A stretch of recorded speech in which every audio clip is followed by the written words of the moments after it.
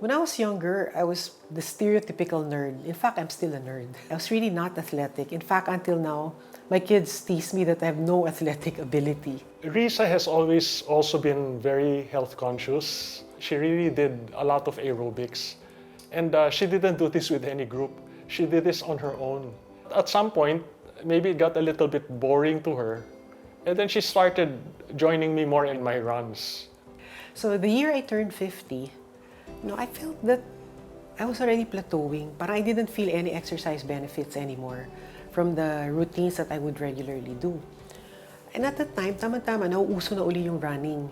Then I joined the race, very little training, but I had a good time. Sabi ko, sige, I'll continue running. So I was running 21K, decent time. Then I decided I'll run a marathon para lang just a bucket list. That's it. I'll do it once and that's it. And then I ran. And when I crossed the finish line, I saw the time, no? Sabi ko, 4 hours, 46 minutes. The organizers, did you run the 21 or the 42? I ran the 42. Really?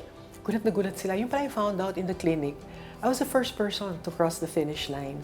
And everybody there practically was younger than me. By that time, I was already CEO of Sun Life. My joke then was, the more stressful it became, the more stressed I was, the longer I ran. So the following year, sabi ko, sign up for the New York Marathon. No, I didn't hit my target time, but it was okay. I still had a good time. Then the next year naman, another friend said, oh, let's do Chicago this year. So Chicago naman kami. And so on, no? It became like that. And then the year after, I said, I'll do Berlin because I wasn't able to do it before. We did Paris, and then I did Tokyo. And after that, Tokyo, I said, dalawa na lang, I would have finished all the world marathon majors. So for London, and that was a really fun race. They're crazy. People in costumes. And then my very last was Boston. Every marathon had its own story. But Boston to me was really the toughest. Not because of the terrain, but because there was a typhoon that day. There was a storm. Pouring rain, strong wind, headwinds all the way. And it was 0 degrees. And my aim, Boston talaga, was just finish the race. Kasi that was the last one to get the 6-star medal, which meant that you had finished all the world marathon majors. And at that time, there were only 8 Filipinos who had a 6-star medal. So it was really quite a race. Mentally really tough, physically really tough, but I got my 6-star. Wherever I was in the world, I would train. So I've run in sub-zero temperature in Russia.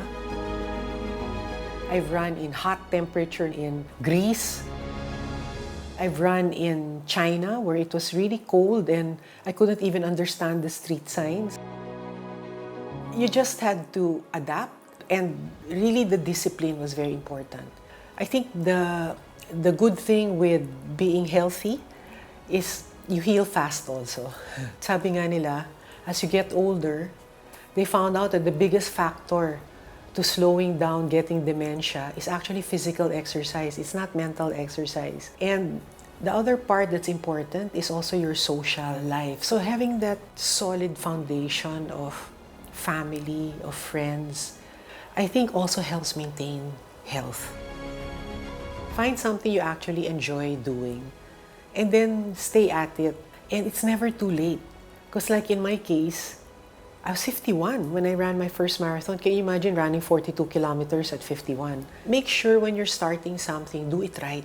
When you know why you have to do it, there's more incentive na gawin. It will determine whether you do well or not.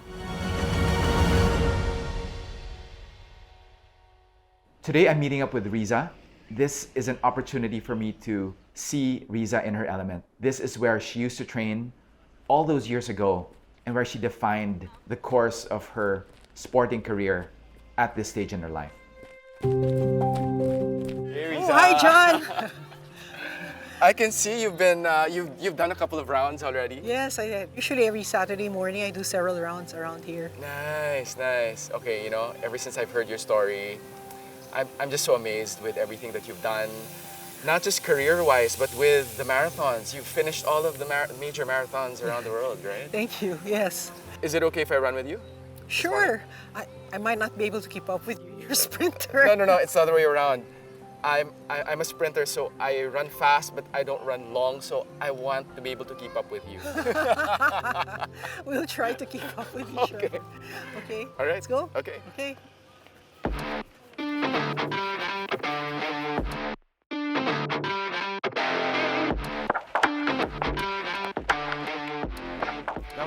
That was a good run, huh? You're fast. I had to try to keep up with you. No. You know, John, I want to introduce you to someone. Okay. This is Jojo Macalintal. Hi. Hi. Si John. So Jojo was my first coach. He said he'd teach us to run like, the Kenyan run. I said, Kenyans. Okay. bibilis ba kami kasing bilis ng Kenyan? So, coach, how would a Kenyan run? The Kenyan run is fast turnover, Okay. landing on your midfoot. And the cadence is 180 RPMs. 1, 2, 3, 4, 1, 2, 3, 4, 1, 2, 3, 4. That's it.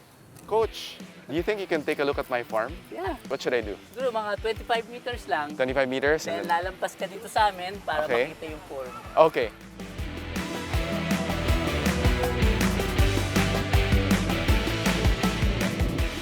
Nice. Good form. Yeah. Yes. Your Okay. heel upward to your hip. Okay. And your landing is powerful. Okay. Pasado? Pasado. There you go.